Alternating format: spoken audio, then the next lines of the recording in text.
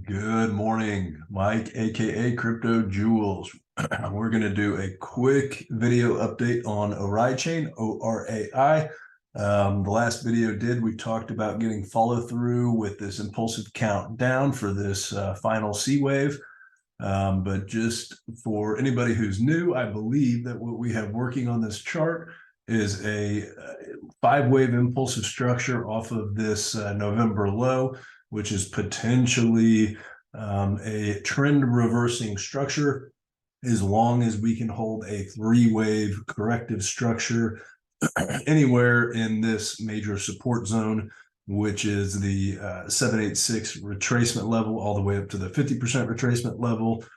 We have so far hit the 61.8% retracement level and are currently looking like we are going to be getting a little more downside before we potentially bottom in our larger degree 2-wave. So let's just dive in real quick to what we're looking at as far as this corrective count goes. As far as I'm concerned, we have a WX and then working on an AB. And then as long as this leg down remains impulsive, then this is a C wave, as in a 1, 2, 3, 4, and then a final 5th wave down, which could potentially take us really anywhere in between this area here, which is all the way from $1.57 up to $2.42. If we throw our fibs on the higher time frame WXY structure, technically speaking, that's targeting right around 228 to $1.77. Those two zones are typical retracement levels fib extension levels for a Y leg of the W and X. So that is between the 1.0 and 1.236 fib extension levels, which actually lines up, in the middle between the support zone here of the 61.8% and the 78.6% retracement levels. So there's some confluence there for sure.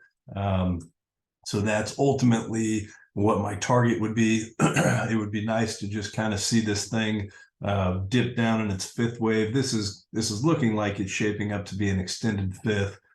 If this count is correct here, we could, end up morphing into a WXY, which, if this thing bottoms like this and then goes up something like that, and then comes back down impulsively like that, that's another path that this could take, which would morph this entire structure into a larger, it's already a WXY, but this would actually be a WX and a Y as well. So that's, I would prefer just to get this flush out, just get the impulse out of the way. It would keep the chart a little cleaner. And then that way, once we reverse, we're ready for our potential higher degree targets, which, just to go over them really quick, would be if this is an A wave here and this is a larger degree B wave, this could be our C wave and our pivot point, which is in this entire area from $31 to $56.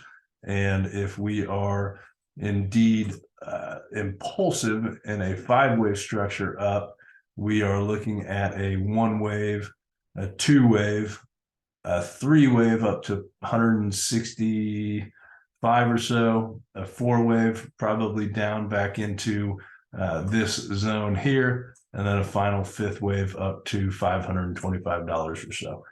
That would be the higher time frame bullish macro count if we are indeed in a larger degree impulsive structure. So really, I would assume as long as we can hold this low and really hold the 786 retracement level, which is at $1.50 or so, as long as we can hold that and not break below it and sustain below it, I'm assuming the minimum targets would be 30 to 60, and then the you know, higher targets would be $150 to $500 or so on the macro higher time frame count.